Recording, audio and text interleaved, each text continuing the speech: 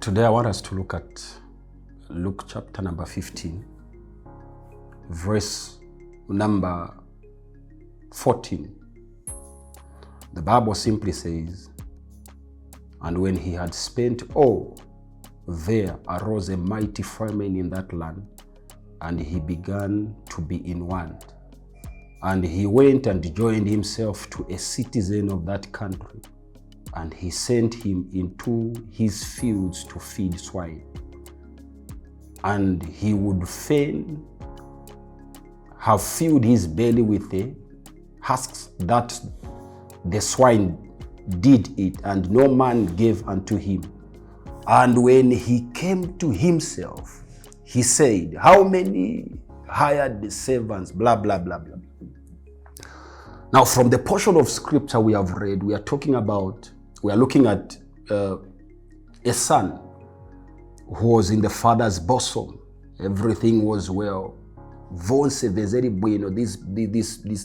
a parable Jesus is talking about.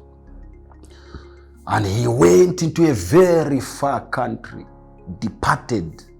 And the Bible simply says he lived his life in accordance to the way he wanted. And the Bible simply says something when he came back to himself. Some other versions say when he came back to his senses, he said to himself, I've got to go back to God. I've got to go back to my father.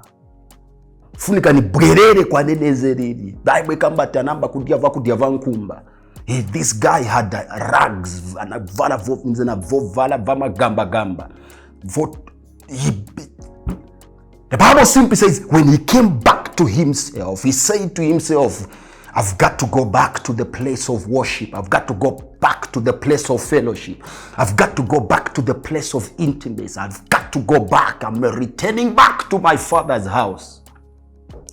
Child of God, this is an encouragement. A lot of us in our lives, we might go astray.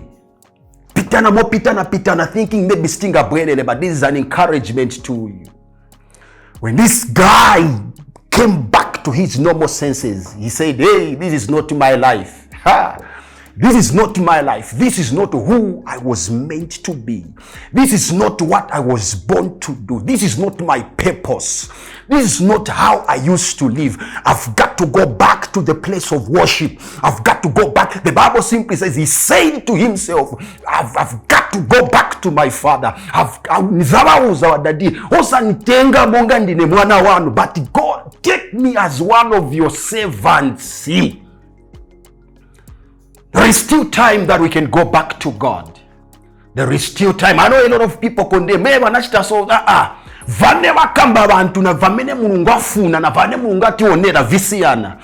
are not what man says you are, but you are what God says you are. Listen to me.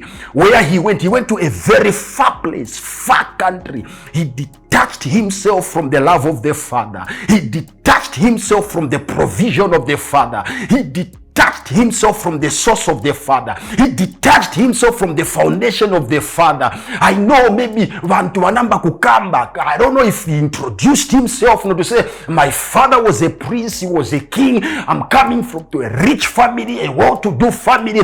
But all he said is that I've got to go back to the place of worship. I know people will talk that I left. I know people will talk that I used to drink. I know people will talk that this is what I used to do. But all I know is that I'm going back to the place of worship. I'm going back to the place of fellowship. I'm going back to God. The Bible simply says that Jesus came to seek and save that which was lost. It is never too late to go back to God. He said to himself, I'm going back. I'm stopping what I used to do. The Bible simply says he squandered the money and